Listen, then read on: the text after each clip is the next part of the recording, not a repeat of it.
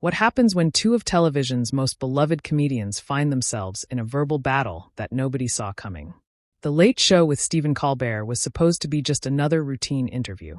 But what unfolded that night would leave audiences stunned and questioning everything they thought they knew about these two media giants. Make sure to subscribe and drop a comment below, because this story will blow your mind. Trevor Noah walked onto the Late Show stage with his characteristic smile, waving to the audience as they erupted in applause. Stephen Colbert stood up from behind his desk, extending his hand in what appeared to be a warm welcome. But seasoned viewers might have noticed something different in Colbert's expression. A subtle tension that would soon explode into something unprecedented. "Trevor Noah, everybody," Colbert announced to the crowd as they settled into their seats. "Thanks for being here, Trevor. It's always great to have you on the show." "Thanks for having me, Stephen," Trevor replied, settling into the guest chair. "Though, I have to say, after some of the things you've been saying lately, I wasn't sure if the invitation was still open." The audience chuckled, thinking this was just playful banter between two comedians. Colbert's smile faltered for just a moment before he recovered his composure. "Oh, you mean my comments about comedy accountability?" Colbert asked, his tone shifting slightly. "I think that's an important conversation we need to have in this industry." "Accountability," Trevor repeated, leaning back in his chair. "That's an interesting word choice. What exactly do you think comedians need to be held accountable for?" "Well, I think when you have a platform as large as yours was, you have a responsibility to the communities you're speaking for," Colbert said, his voice taking on a more serious tone. "Some might argue that certain perspectives got amplified, while others were, shall we say, minimized." The audience began to sense that this wasn't the typical light-hearted interview they were expecting. Trevor's expression hardened slightly as he processed Colbert's words. "Stephen, are you really going to sit there and lecture me about platform responsibility?" Trevor asked, his South African accent becoming more pronounced as his voice raised. "This is rich coming from someone who built their entire career on playing a character that mocked conservatives." "That's different," Colbert shot back, leaning forward in his chair. "That was satire with a clear political purpose. What I'm talking about is using comedy to avoid addressing real systemic issues." "Avoid addressing them?" Trevor's voice cracked with disbelief. "Did you miss the 7 years I spent every single night breaking down complex political and social issues for audiences who might not otherwise engage with them? Did you miss the segments on voter suppression, police brutality, immigration reform?" The studio audience fell completely silent. This was no longer friendly television banter. This was becoming a real confrontation between two men who clearly had deeper issues to resolve. "I'm not questioning your coverage of those topics," Colbert said, his own voice rising. "I'm questioning your approach. There's a difference between informing your audience and performing for them." "Performing?" Trevor stood up from his chair, his hands gesturing emphatically. "Stephen, every single person in this building is performing right now. You, me, your band leader, even your audience. That's what television is. But don't you dare question my commitment to the issues I covered." Colbert remained seated, but his jaw was visibly clenched. Commitment means being willing to make your audience uncomfortable when necessary. It means not always going for the laugh when people's lives are at stake. "Not always going for the laughs?" Trevor's voice echoed through the studio. "You think I was up there every night just trying to get laughs while people were suffering? You think I didn't lose sleep over every story about families being separated at the border? You think I didn't feel the weight of every story about another unarmed person killed by police?" The cameras continued rolling as the two men stared at each other across the desk. This was television gold, but it was also deeply uncomfortable. The audience didn't know whether to clap, boo, or sit in stunned silence. They chose silence. "I think," Colbert said slowly, "that when you're in that position, you have to choose between being beloved and being necessary. And I think you chose to be beloved." Trevor's eyes flashed with anger. "And what did you choose, Stephen?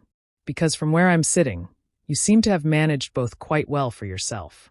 "I chose to make people think, even when it meant they might not like what I had to say," Colbert replied. "I chose to challenge power structures, not just mock them." "Challenge power structures?" Trevor laughed bitterly. "Stephen, you interview politicians and celebrities every night and send them off with a handshake and a smile. When was the last time you made anyone truly uncomfortable in that chair?" The tension in the room was palpable now. Staff members behind the cameras were exchanging worried glances, unsure whether they should intervene or let this play out. This was unlike anything that had ever happened on The Late Show. At least I'm consistent, Colbert said, his voice cold. At least I don't spend years building credibility with certain communities only to walk away when things get difficult. Walk away when things get difficult? Trevor's voice dropped to a dangerous whisper, but every word carried through the silent studio. Stephen, you have no idea what you're talking about. Don't I? Collar pressed, sensing he had struck a nerve. You had the platform. You had the audience. You had the influence. And right when the country needed voices like yours the most, you decided to pursue other projects. Trevor stepped closer to Colbert's desk, his hands gripping the edge. Other projects?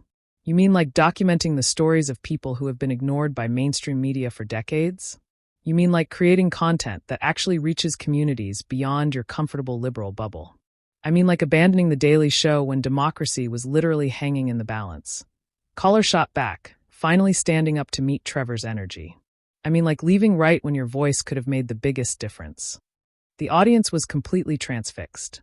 Some people were pulling out their phones. Others were looking around nervously, but nobody was leaving. This was the kind of raw, unscripted television that rarely happened anymore. You want to talk about making a difference? Trevor's laugh was sharp and humorless. Stephen, when was the last time you left this studio? When was the last time you actually went into the communities you claim to care so much about? You sit behind this desk every night talking about issues you've never personally experienced. That's not fair, Colbert interjected. But Trevor wasn't finished. Fair. Trevor's voice rose again. You want to talk about fair? Let's talk about how you get to be the moral authority on comedy while sitting in one of the most privileged positions in all of media. Let's talk about how easy it is to judge other people's choices when you've never had to make them yourself. I've made plenty of difficult choices, Colbert said defensively. I've taken stands that have cost me viewers, cost me advertisers. Oh, please. Trevor waved his hand dismissively. You've taken the safest possible stance for your demographic. You've never once risked alienating your core audience. You've built your entire brand on telling them exactly what they want to hear. Colera's face re-eamed. That's not true. I've criticized Democrats when they've deserved it. I've called out hypocrisy on both sides. Both sides. Trevor's eyebrows shot up. There it is. The false equivalency that makes everyone feel comfortable. Stephen, there's a reason your show became appointment television for a very specific type of person. And it's not because you were challenging anyone's worldview. The tension between them was electric. Stagehands were frozen in place, unsure whether to intervene. The band members sat motionless behind their instruments. Even the cameramen seemed reluctant to move, afraid they might miss a crucial moment. At least I stayed in the fight, Collar said, his voice tight with anger. At least I didn't give up my platform right when people needed to hear from me most. Give up. Trevor's voice cracked with emotion. Stephen, I didn't give up anything. I made a choice to use my voice in a different way. But apparently in your world, the only way to make a difference is to do exactly what you're doing. The Daily Show wasn't just any platform, Colbert continued, pressing his advantage. It was a launching pad for real change. Jon Stewart used it to hold politicians accountable, to expose corruption, to actually move the needle on important issues. And you turned it into into what Trevor demanded. Say it, Stephen. Tell everyone what you really think. Colbert hesitated for a moment, then plunged ahead. You turned it into a variety show. You made it safe. You made it comfortable. You took something that was supposed to challenge people, and you neutered it. The words hung in the air like a slap. Trevor's face went through a series of expressions: shock, hurt, and then pure rage. Neutered it. Trevor's voice was barely controlled. Now, Stephen, I took that show to places John never went. I covered stories that had never been told on that stage. I brought perspectives that had never been heard in that format. But did you change anything? Collar asked pointedly. Did any of it actually matter, or was it just performance? Did it matter? Trevor repeated incredulously. Stephen, I had young people coming up to me every day telling me that the show helped them understand complex issues for the first time. I had parents thanking me for giving them tools to talk to their children about difficult subjects. I had educators using segments from the show in their classrooms. And yet here we are, Colbert said coldly. With all the same problems, all the same divisions, all the same failures of leadership. What exactly did all that understanding accomplish? Trevor was quiet for a long moment, staring at Colbert with an expression that was hard to read when he spoke again. His voice was different, calmer, but somehow more dangerous. You know what, Stephen? You're right about one thing. Here we are with all the same problems. But maybe that's because people like you have convinced themselves that talking about problems is the same as solving them. Maybe it's because you've built an entire industry around making people feel informed without actually inspiring them to act. That's rich coming from someone who literally walked away from the conversation, Colbert retorted. I didn't walk away from the conversation, Trevor said, his voice rising again. I just refused to have it on your terms anymore. I refused to pretend that sitting behind a desk making jokes about politicians was somehow equivalent to real activism. The audience was completely silent now, hanging on every word. This had gone far beyond entertainment. This was two men having a fundamental disagreement about the role of media, the responsibility of platforms, and the nature of making change in the world. Real activism, Colbert scoffed. And what exactly do you call this? What do you call what we do every night? We inform people. We break down complex issues. We hold powerful people accountable. Trevor laughed harshly. Stephen, you don't get to use that word anymore. You just spent the last 10 minutes making it very clear that you think what I did was worthless. You don't get to suddenly claim solidarity. I'm not claiming solidarity, Colbert said. I'm trying to understand how someone with your talent, your platform, your influence could just walk away when the stakes were so high. The stakes are always high, Trevor replied. That's what you don't understand. Every single day, for every person who doesn't look like you or live like you or think like you, the stakes are high. And maybe, just maybe, I realized that I could make more of a difference by actually engaging with those people instead of talking about them to an audience that already agrees with me. Colbert opened his mouth to respond, but Trevor held up his hand. No, Stephen, I'm not finished. You want to know why I left? I left because I got tired of being a circus act. I got tired of having to make everything palatable for people who should have been uncomfortable. I got tired of having to choose between being honest and being popular. Honest and popular. Colbert's voice dripped with disbelief. Trevor, you were one of the most beloved hosts in late-night television. Your approval ratings were through the roof. How exactly were you being forced to choose? Because beloved and respected are two different things. Trevor shot back, his hands gesturing emphatically. People loved me because I made them feel good about themselves. I made complex issues digestible. I made injustice seem manageable. I made people feel like they were part of the solution just by watching and laughing. And what's wrong with that? Colbert demanded. What's wrong with meeting people where they are and bringing them along on the journey?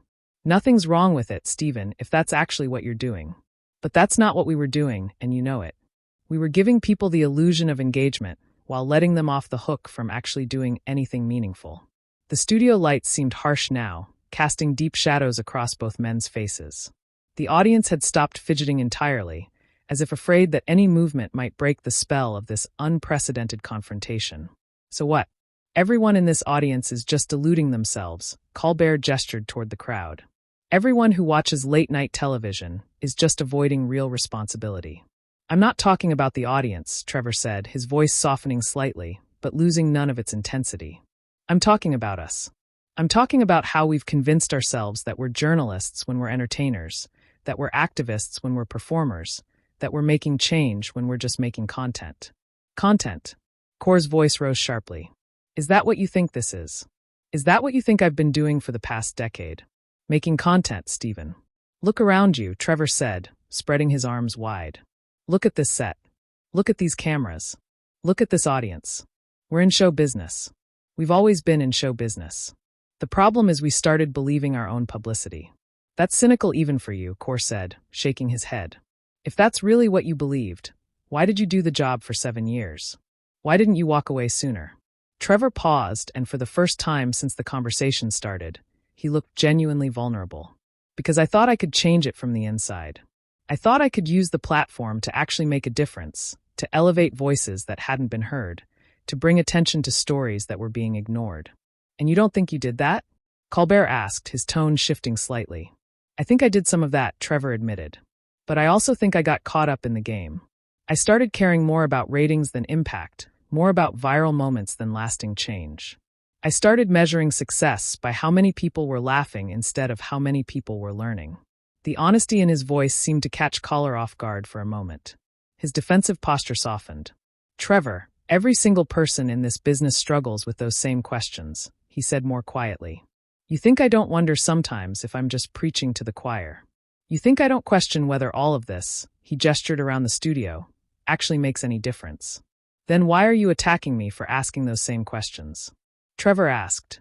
"Why are you making me the villain for deciding that maybe there was a better way to use my voice?" "Because you had something special," Colbert said, his voice filled with frustration. "You had a unique perspective, a global viewpoint that no one else in this space could offer. You had the ability to connect with audiences that the rest of us couldn't reach, and you threw it away." "I didn't throw anything away," Trevor said firmly. "I redirected it. I chose to use my platform in a different way, to engage with issues on a different level." "By doing what exactly?" Colbert pressed. "By making documentaries that 3 people will watch. By giving speeches at conferences where everyone already agrees with you. By writing books that will sit on shelves collecting dust." Trevor's face hardened again. "Stephen, you really don't get it, do you? You think the only way to make an impact is to be on television every night. You think the only voice that matters is the one that comes through these speakers into people's living rooms." "I think reach matters," Colbert said. "I think scale matters.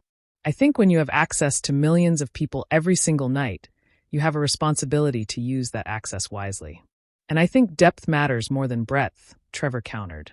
"I think changing one person's life completely is more valuable than slightly influencing a million people's opinions. That's a luxury you can afford because other people are doing the heavy lifting," Colbert said sharply. "That's easy to say when you know that people like me are still out here every night trying to hold the line." "Hold the line." Trevor's laugh was bitter. "Stephen, what line are you holding? The line between entertainment and journalism. The line between comfort and challenge. Because from where I'm standing, that line disappeared a long time ago." The accusation hit Core like a physical blow. His face flushed red and his hands clenched into fists on his desk. "You think this is comfortable?" he asked, his voice shaking with anger. "You think standing up here every night, taking on the most powerful people in the world, dealing with constant criticism and threats, is comfortable?" "I think it's comfortable because you know exactly what your audience wants to hear," Trevor said relentlessly. "I think it's comfortable because you've built a brand around being the reasonable voice in an unreasonable world. I think it's comfortable because you get to be the hero of your own story every single night." "And what were you?" Colbert shot back. "What was your brand, Trevor?" "The charming outsider who could make Americans feel good about themselves. The friendly foreign voice who could criticize America without making Americans feel bad." The words landed like a punch to the gut. Trevor stepped back as if he'd been physically struck. "That's what you really think?" he asked quietly. "That's what this is really about. I think you carved out a very specific niche," Colbert continued, pressing his advantage. "I think you figured out exactly how to package criticism in a way that felt harmless. I think you mastered the art of being provocative without being threatening, and you think that was easy." Trevor's voice was barely above a whisper now, but it carried an edge of real pain. "You think it was easy to be the outsider commenting on a country that wasn't mine. You think it was easy to earn the right to criticize America while knowing that half the audience was waiting for me to slip up, to say something that would prove I didn't belong here." The raw emotion in his voice seemed to surprise both men. Collar opened his mouth to respond, then closed it again. "Every single night," Trevor continued, his voice growing stronger, "I had to walk a tight rope that you never had to walk. Stephen, I had to be critical without being ungrateful, insightful without being presumptuous, funny without being disrespectful. And you know what the worst part was?" Colbert remained silent, sensing that Trevor wasn't finished. "The worst part was that I was so focused on earning the right to belong in that chair that I forgot to ask whether that chair was even worth sitting in." The silence that followed Trevor's words was deafening. Even the air conditioning seemed to have stopped humming. Colbert stared at Trevor, processing what he had just heard. And for the first time in the entire confrontation, he looked genuinely uncertain. "Trevor," Colbert began, his voice softer than it had been all night. "I didn't mean to." "Didn't mean to what?" Trevor interrupted, but his anger seemed to have transformed into something else, something deeper and more complex. "Didn't mean to question whether I belonged? Didn't mean to suggest that my success was built on making people comfortable with their own prejudices." "That's not what I said," Colbert protested. But his voice lacked conviction. "It's exactly what you said," Trevor replied. "And you know what, Stephen? Maybe you're right. Maybe I did spend 7 years being the acceptable face of criticism. Maybe I did make it easy for people to feel progressive without actually changing anything about themselves. The admission hung in the air between them. The audience seemed to collectively hold its breath, sensing that something fundamental had shifted in the dynamic. "But here's what you don't understand," Trevor continued, his voice gaining strength again. "That was never the real trap. The real trap was thinking that any of this," he gestured around the studio, "was ever going to be enough. The real trap was believing that we could solve systemic problems with 30-minute television shows." Collar frowned, clearly struggling to follow Trevor's logic. "So, what are you saying? That we should just give up? That none of this matters?" "I'm saying that maybe we've been asking the wrong questions," Trevor said, beginning to pace behind the guest chair.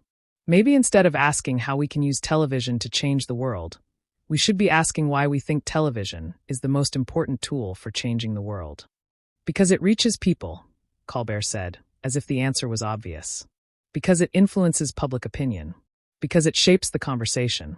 "Does it?" Trevor challenged. "Or does it just reflect conversations that are already happening?" "Stephen, when was the last time your show actually changed someone's mind about something important? When was the last time someone who disagreed with you fundamentally watched an episode and walked away thinking differently?" Colbert opened his mouth to respond, then paused. The question had clearly caught him off guard. "That's not the point," he said finally. "The point is to inform people who are already engaged, to give them the tools they need to make better decisions." "And who are those people, Stephen?" Trevor pressed. "Who is this engaged audience we're serving? Because I spent 7 years looking out at that studio audience, and I can tell you exactly who they were. They were the people who already agreed with me. They were the people who already cared about the issues I was covering. They were the people who were already voting, already donating, already participating." "So you're saying we were preaching to the choir," Colbert said quietly. "I'm saying we were the choir," Trevor replied. "We weren't reaching the people who needed to hear these messages most. We were entertaining the people who already believed them." The weight of this realization seemed to settle over both men. For a moment, they stood in silence. Two comedians grappling with the possibility that their life's work might have been fundamentally misguided. "But that doesn't mean it was worthless," Colbert said, his voice almost pleading. "Even if we were just reinforcing existing beliefs, maybe that's important too. Maybe people need to feel validated, need to feel like they're not alone in their values." "Maybe," Trevor acknowledged. "But is that worth dedicating your entire career to? Is that worth the platform, the influence, the responsibility? Because if that's all we're doing, Stephen, then we're not journalists or activists or agents of change. We're just therapists with bigger audiences." The description stung, and Colbert's face showed it. He sat down heavily in his chair, running his hands through his hair. "So, what's the alternative?" he asked. "What's the better way to use our voices?" "I don't know," Trevor admitted, and the honesty in his voice was startling. "That's what I've been trying to figure out. That's why I left. Not because I had all the answers, but because I realized I had been asking all the wrong questions." "And have you figured it out?" Colbert asked. "Have you found the better way?" Trevor was quiet for a long moment, considering the question. "Seriously, I think I've found a more honest way," he said finally. "I think I've found a way to engage with issues without pretending that my engagement is more important than it actually is." "What does that mean?" Collar pressed. "It means admitting that I'm just one voice among millions," Trevor said. "It means acknowledging that the real work of change happens in communities, in schools, in local government, in places where cameras never go. It means accepting that my job isn't to be the hero of the story. It's to support the people who are actually doing the work." Collar looked up at Trevor, his expression unreadable. "And you think I'm not doing that? You think I'm trying to be the hero? I think you've convinced yourself that this," Trevor gestured around the studio again, "is the work. I think you've convinced yourself that being on television every night is the same as being in the fight every day." "That's not fair," Colbert said. But his voice lacked its earlier fire. "Maybe not," Trevor agreed. "But it's honest. And maybe that's what's been missing from this conversation, from all of our conversations. Maybe we've been so focused on being right that we forgot to be honest." The two men looked at each other across the desk, years of professional rivalry and personal tension finally laid bare. The audience was completely silent, mesmerized by this raw display of vulnerability and conflict. "Know what the real tragedy is," Trevor said quietly. "We're both trying to do good. We both care about the same issues, believe in the same values, want to make the same kind of difference. But somehow we've ended up here tearing each other apart instead of figuring out how to work together. Maybe that's the problem with this whole industry," Colbert said slowly. Maybe we've created a system that turns allies into enemies, that makes us compete for moral authority instead of collaborating for actual change. Trevor nodded, some of the tension finally leaving. His shoulders. Maybe the real question isn't whether I was right to leave or whether you're right to stay. Maybe the question is how we can all do better regardless of what platform we're using. But just as it seemed like they might be finding common ground, Colbert's expression hardened again. That's a nice sentiment, Trevor. But it doesn't change the fact that you abandoned your responsibility when people needed you most, he said, his voice sharp once more. It doesn't change the fact that you had a platform that could reach millions of people, and you walked away from it. The words hit Trevor like a slap. All the vulnerability and honesty of the previous moments evaporated instantly. Abandon my responsibility. Trevor's voice was dangerous. Now, Stephen, my responsibility is to use my voice authentically, not to use it the way you think I should. My responsibility is to make choices that align with my values, not choices that make you comfortable. Your responsibility was to the people who depended on your voice, Colbert shot back. Your responsibility was to the communities you claimed to represent. Don't you dare, Trevor said, his voice shaking with fury. Don't you dare tell me about responsibility to communities you've never been part of. Don't you dare lecture me about representation when you've spent your entire career speaking for yourself. At least I stayed in the fight, Colbert repeated, falling back on his earlier argument. This isn't a fight, Stephen, Trevor said, his voice filled with disgust. This is theater. This is performance. This is exactly what I was talking about when I said, we've lost sight of what actually matters. Without another word, Trevor turned and walked toward the edge of the stage. The cameras followed him as he moved, catching every step of his exit. Trevor, don't walk away from this, Colbert called after him, standing up from behind his desk. Don't prove my point by walking away. Trevor paused at the edge of the stage and turned back one final time. Stephen, the only thing I'm proving is that some conversations aren't worth having, and some people, he looked directly into the camera, aren't worth having them with. And with that, Trevor Noah walked off the Late Show stage, leaving Stephen Colbert standing alone behind his desk. The studio audience in stunned silence and millions of viewers at home trying to process what they had just witnessed. The cameras kept rolling for several more seconds, capturing Colbert's bewildered expression and the absolute quiet of the studio before finally cutting to commercial. What did you think of this unprecedented confrontation between two of television's biggest names? Do you think Trevor was right to walk away, or should he have stayed to finish the conversation? Drop your thoughts in the comments below, and make sure to subscribe for more incredible stories from the world of entertainment.